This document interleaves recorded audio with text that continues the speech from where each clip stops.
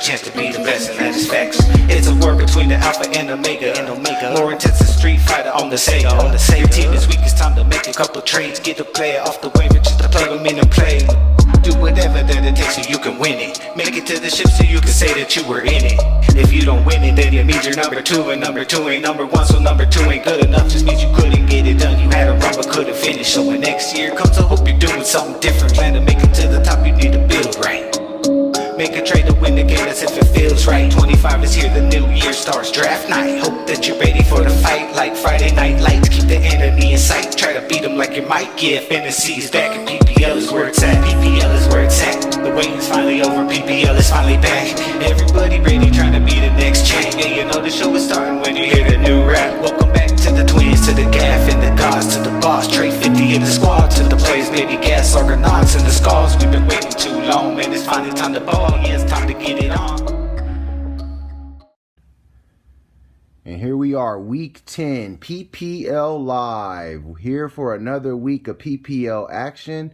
We're ready for the home stretch of the PPL season 2024. But before we get into that, we got to take a lie back to our Week 9 matchups.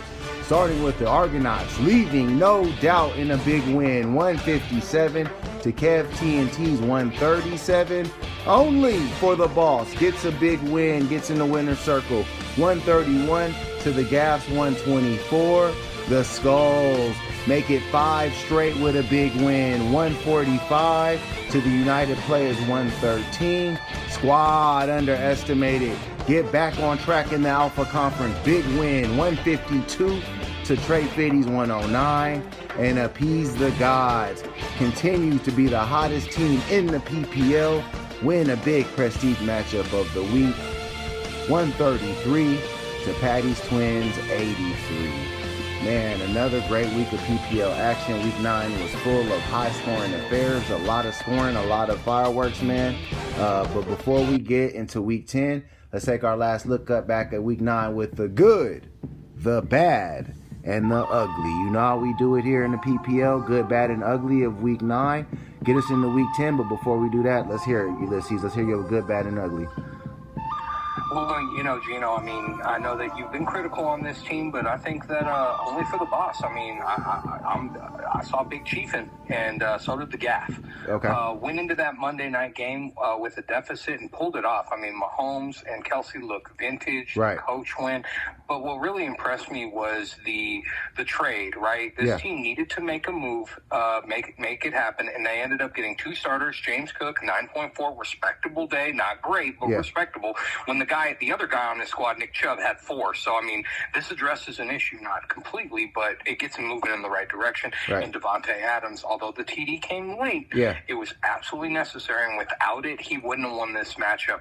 With this, only for the boss stays pace with squad and keeps the game up on the Argo. Great week for the boss. All right, man. Who's your bad? Bad. And again, it's a team I always give bads to. It's the UP.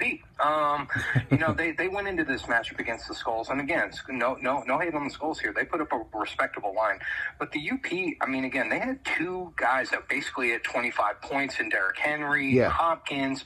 When I look at this team, though, the head coach pick, I get it. Carolina's terrible, but so was New Orleans. Yeah. And hell, after this loss, New Orleans had lost 6 in a row. After this, one of those teams still has their head coach. Yeah. So the UP picked a team so bad that they fired their head coach. So I just gotta say it was an ugly week. And again, in a very tight Omega conference, he just couldn't afford to give up a game and really could have gained beating the top dog in the team.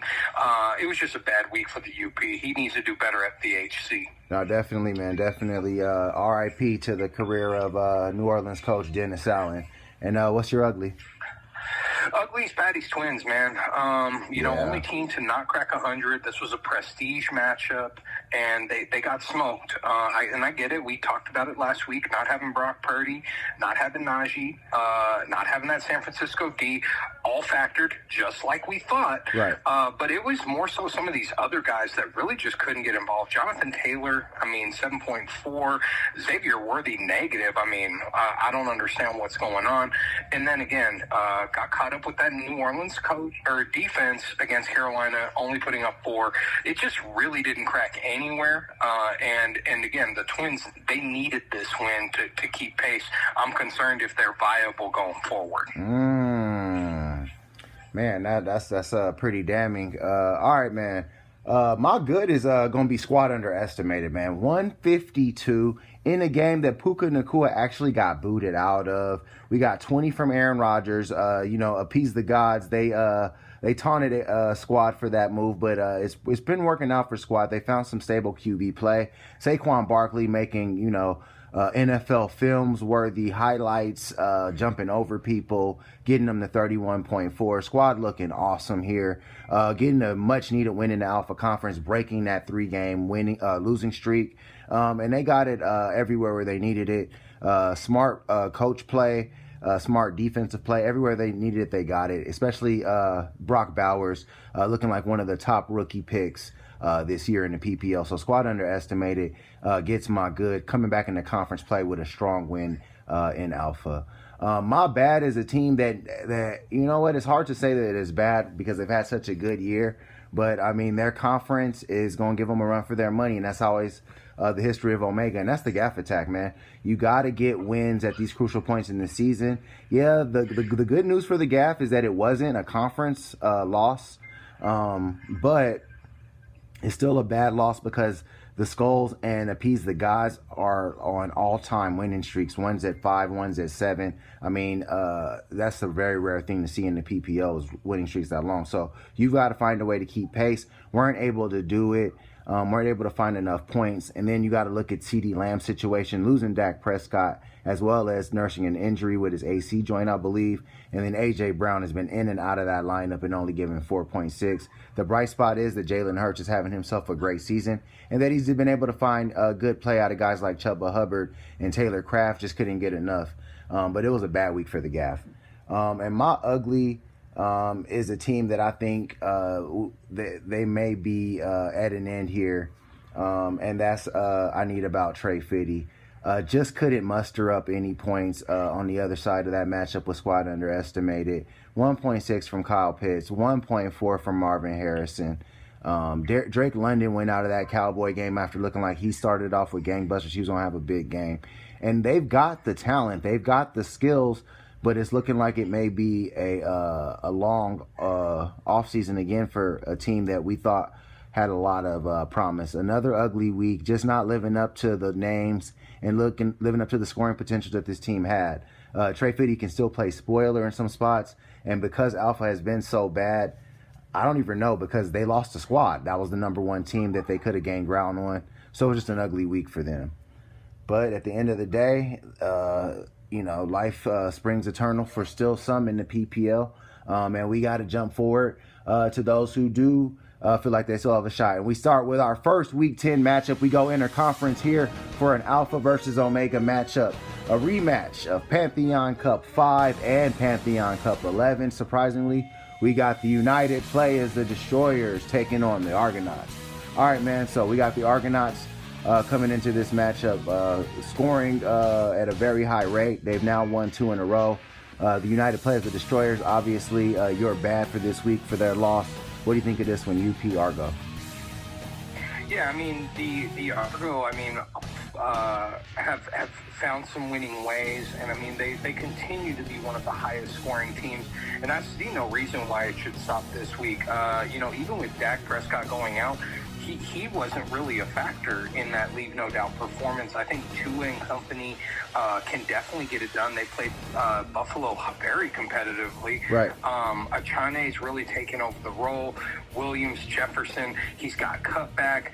Kittle after the bye week and what we saw Tampa Bay give up to Kelsey, I think he's going to exploit. And Chase Brown, this guy's, in a lineup that's highly talented, is showing keeper potential. Right. I think that LA's D and coach stack is exactly what he needs. The other side, there's just more question marks. I mean, yes, should Kirk Cousins in Atlanta dominate New Orleans? Yes, he's got that, and the coach.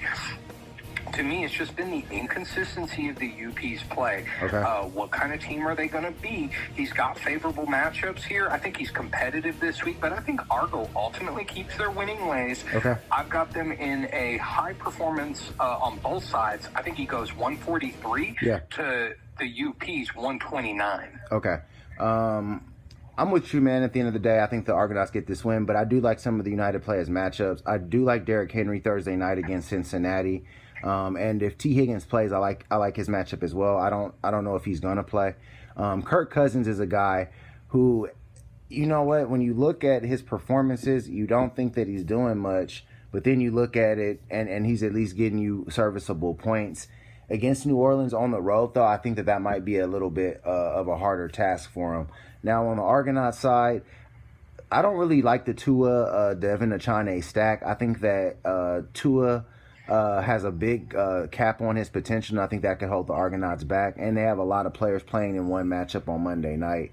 But at the end of the day, I think that the scoring will be too much. Love George Kittle's matchup, and I do think that Chase Brown may be able to hold off a little bit of Derrick Henry's scoring. At the end of the day, I think the Argonauts get this one 125 to the United players 112. And moving on to our next matchup, we go into a big one in the Alpha Conference. Two teams playing for potentially first place, or is it for first place, Ulysses? We got Only for the Boss taking on Squad Underestimated. All right, man, big one here. Like I said, this is potentially a first place matchup here.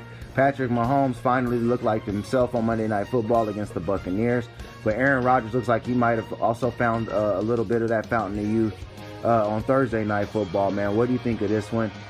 Big one between these two teams. Only for the Boss, Squad Underestimated. Yeah, I mean, as I said, I mean, these are both of our goods from last week. So, I mean, both teams coming off of performances that we both respected. I think the big difference this week is the competition that Patrick Mahomes is going to face. That Denver defense is much different than that Tampa Bay defense. And let's face it, that Denver defense got embarrassed by Lamar last week. I do not see that happening again. Right. And, you know, Kansas City's been on a long win streak. I think that it comes down this week. I think that even if Mahomes and Kelsey play a good game, I don't think that they win that game. And I think that that ultimately spells doom here. When I look at the other side, though, I think even if they do win, I think Squad is going to put together a leave no doubt performance this week. Okay.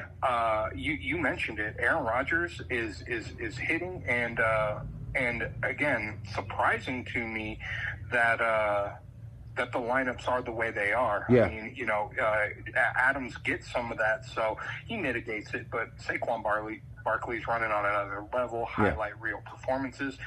The difference to me is that I think after last week, Puka Nacua is going to calm down. Mm-hmm. He's going to be able to play a more composed matchup. But Christian McCaffrey, I mean, we're talking about the number one player in fantasy, finally being healthy and coming back. I like the Alvin Kamara against Atlanta. Detroit and the Philly head coach, I see no reason why this shouldn't be a blowout performance. Mm-hmm. I've got Squad going 155 to Only for the Bosses 119. Okay. I'm going to agree with you, man. I got Squad Underestimated in this one as well. Only for the Boss, just, I mean, even I think last week was about their scoring cap, their scoring potential. The height of what they can do, their ceiling, so to speak. And Squad Underestimated, I think that they've got the potential that you were talking about of a leave no doubt performance. I do like the Rico Dowdle play. I think that the Cowboys are going to calm down and try to get back to running the football more now that Dak's not in the lineup. And I think that they're going to find a little bit of surprising success. I do like that Mahomes and Kelsey were able to get things off. And I do like that Devonta Smith has been able to stay healthy and has made some highlight reel plays. But at the end of the day, it's too much on Squad Underestimated side. Alvin Kamara, Christian McCaffrey, and Saquon Barkley is a rogues gallery of the best RBs in the PPL. All of them play for the same team. And it's looking like Squad Underestimated is getting their sea legs back just in time for Alpha Conference play. And this one will go a long way in helping them clinch that Alpha Conference title. I got Squad Underestimated getting this matchup 138 to Only for the Bosses 119. And And moving on to our next matchup, we go into Omega for a big one between both teams. The Twins need to stay alive, and the Gaff desperately needs to keep pace. We got the Gaff Attack taking on Patty's Twins. All right, man, both of these teams were in the PPL playoffs last year. Both of these teams are, the toast of the town of the PPL lore. But it's looking like one of these teams may eventually fall out of this playoff race. What do you think of this one, man? Patty's Twins looking for a win against the Gaff Attack. Yeah, I mean, both teams coming off of losses that neither really wanted to afford, given how competitive Omega is this season. But I think the big difference here is for Patty's Twins is getting San Francisco players back in the lineup. Right. The Brock Purdy against Tampa Bay matchup. Najee Harris against Washington. I think that's going to be one of the more interesting games of the week. Yeah. And again, I think Malik Neighbors against Carolina is going to be just what the doctor ordered. I expect him to have a big matchup. Then whenever I look at the head coach, having that head coach on Monday against a Houston team that's very beatable, against what I would argue is probably the best team, best and most complete team in the league right now with Detroit. I mean, I don't know who's going to really stop that right now. The Gaff, on the other hand, again, capable of putting up a lot of numbers, but they are just banged up at this point in the season. Yeah. And they've got a lot of people dependent, right? So we've got Jalen Hurts, he's got Brown and Goddard, and again, both of those guys are carrying an injury designation. We're not sure what kind of shape CeeDee's going to be in, and he's certainly not going to be getting the ball from Dak. So I'm not sure what his volume's going to be. Chuba Hubbard is just throwing something in the dark there. I mean, I guess I understand why he's going there, but I don't like Chuba Hubbard, and I don't like Bucky Irving. And Jahmyr Gibbs, although he has shown flashes, the two-back setup, he's getting the less of the share than Montgomery, even after putting up some numbers. I hate the Chicago D play, mainly because the Chicago offense is putting that defense in terrible bad positions. And Minnesota head coach, I mean, that's kind of a homer call. I think he can find a better one. I think ultimately the Patty's Twins is going to do enough here, right the ship, and put Gaff on watch. I've got the Twins going 134 to Gaff's 115. Wow, didn't expect that one, man. I'm gonna go the other way. I think that Jalen Hurts gets a great matchup against Dallas. Houston, their run defense is okay, but I think Jahmyr Gibbs has enough room there, and he's going to assist that Detroit head coach for the Twins. So the Gaff is going to still reap some of the rewards off of that. I think where the Gaff is probably a little bit more concerned is with the injury status of A.J. Brown and CeeDee Lamb. Now, they may be good to go, but that doesn't mean that they're good to go. I see that he's trying to kind of double down on that tight end with Dallas Goedert. I know it's been more of a dart throw because is Kraft on the bye? Yeah, he is. So I get it. But on the Twin side, you're right, man. They get the 49ers back, and those guys are going to be able to score on that Tampa Bay defense. With Brock Purdy. Let's talk about that, Gino. With McCaffrey coming back, I mean, Brock Purdy has always had that weapon. Right, I think that coming back is just really going to factor. Yeah, the dump offs are going to just. Yeah, the dump offs are just going to be there for Brock. It kind of does inflate his floor to a really good degree, man. You're trying to change my mind here, but I got to go with Jalen Hurts and I got to go with the Gaff. I think AJ Brown ends up playing. I'm almost talking myself out of it. But I'm gonna go with it, man. I'm gonna go with the Gaff Attack eking by. I don't like the Bucky Irving play against San Francisco much either. But the Gaff has just shown the ability to score, and the Twins have really shown that they can really not score at times. But I think the Gaff finds a way to get by. Gaff Attack gets this on 119 to Patty's Twins 110. And moving on to our next matchup, we go into an alpha game. Will we see any tanking at this point? Because lineups are not set. We got a matchup here between the bottom of the Alpha Conference. We got Kev's TNT against I Need About Trey Fitty. All right, man. So for one half of the PPL, the Omega Conference is 6-2s and 7-2s everywhere, 6-3s, 4-5. But in Alpha, it's a bunch of 3s and 6s. What do you think of this one, man? These two teams got to try to survive. Outside shot maybe of Kev's TNT still in an Alpha, but I don't know. What do you think of this one? Yeah, I would say both teams are in pretty disappointing shape right now. I mean, I need about Trey Fitty. We expected a lot more out of them in this season, given their lineup. Cavs TNT, I mean, at one point was sitting at 500. Losers of 3 straight, again, have not addressed issues that we've talked about. And again, I'm getting less and less impressed with this team. They're looking like previous management. Right now, they have not enough running backs. With Jacobs on the bye, I mean, they're going to have to take some scraps here.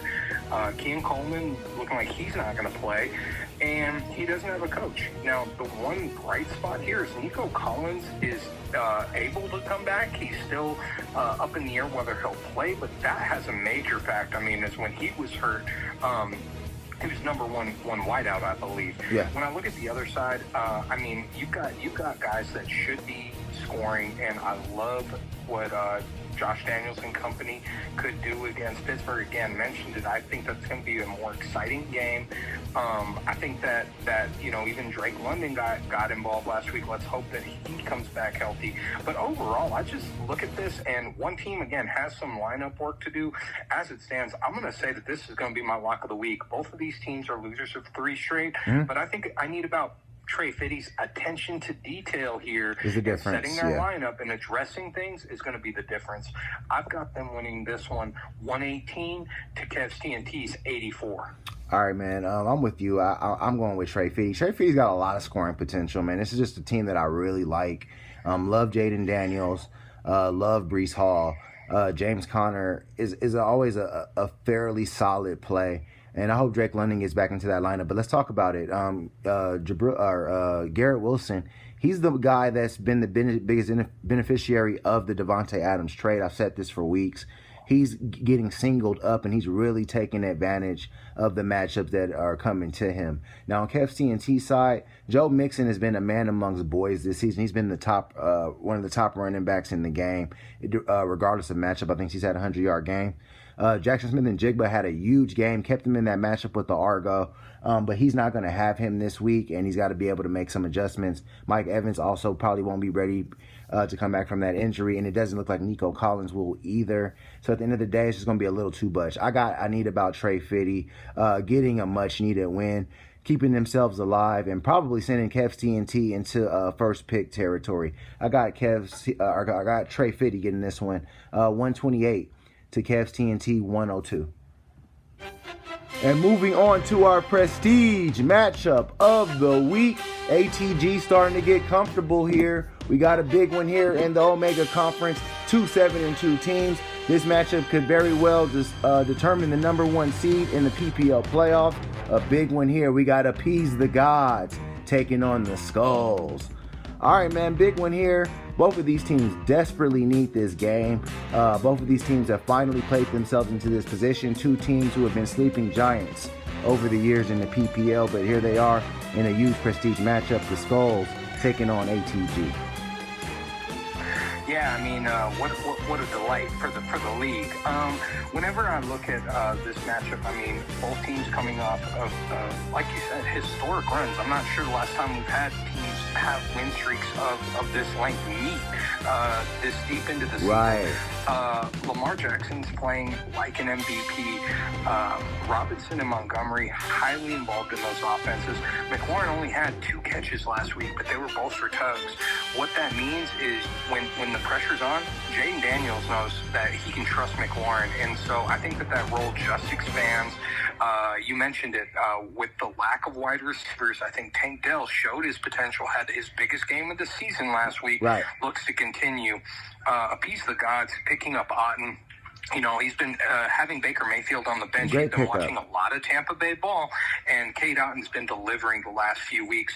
Now, the question mark here is Brian Robinson Jr. He was a late scratch, didn't impact last week too much. Yeah. But whenever you look at the D and head coaches, I like both of them. I think Denver gets this Kansas City win, okay. And I think Buffalo against Indy is a damn near a lock pick of the week. Okay. Now I think that impacts the Skulls here, right? Because they've got Josh Allen, and I expect them to do so well against Indy. that impacts Allen's potential here. Okay. And whenever I look down this and what the scoring was looking like, can Aaron Jones do it? Sure. Can Dobbins do it? Sure.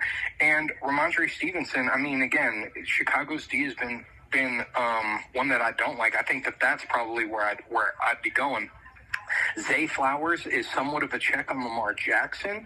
And so when I look at this defensive start, I think that's probably the one area. But hell, if your defense is the one area I'm criticizing, you're probably in good shape, yeah. And then he's going Baltimore. So I think as long as Baltimore wins, the Skulls get this. Okay. I think that, again, the one question mark and how I think he could go more comfortable is I think he could go Herbert, and I think Herbert has a better game against Tennessee than Josh Allen does.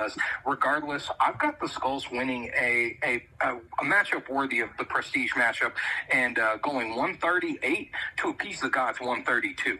All right, man. I'm going the other way here. Lamar Jackson is going to bring that MVP show to Cincinnati. Cincinnati's defense, quiet as kept, has just been atrocious this year. And the Ravens beat them in a shootout, and Lamar had a stellar game against his defense last time. I don't see why that won't be the same. It might not be a 41-38 kind of game like it was last time, but a 31-24 or a 31-28 kind of final score would not surprise me in the Thursday night matchup. And I think Lamar, who is on an MVP pace, is going to continue to put those things up.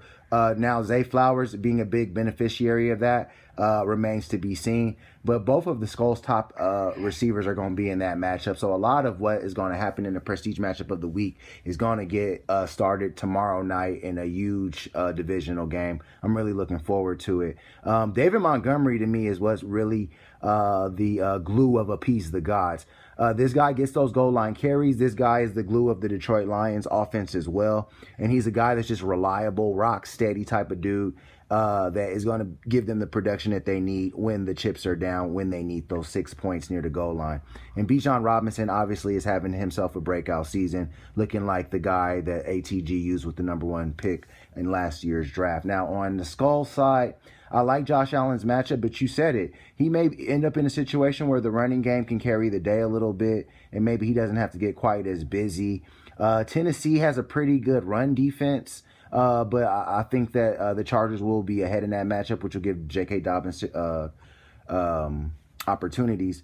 And no T. Higgins is probably going to play a big part for Jamar Chase. But at the end of the day, Cade Otton's usage has been otherworldly since Godwin's injury, and I really like Brian Robinson Jr. to get back into the lineup.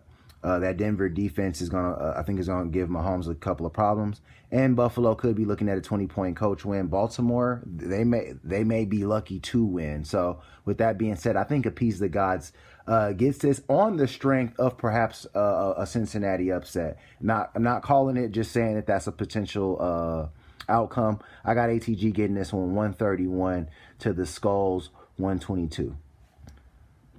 Alrighty, PPLers, thanks for another great week of PPL Live. Hope you guys enjoyed. Like, comment, subscribe. Let's get the engagement up. Enjoy the weekend. Good luck, have fun, and may the odds be ever in your favor.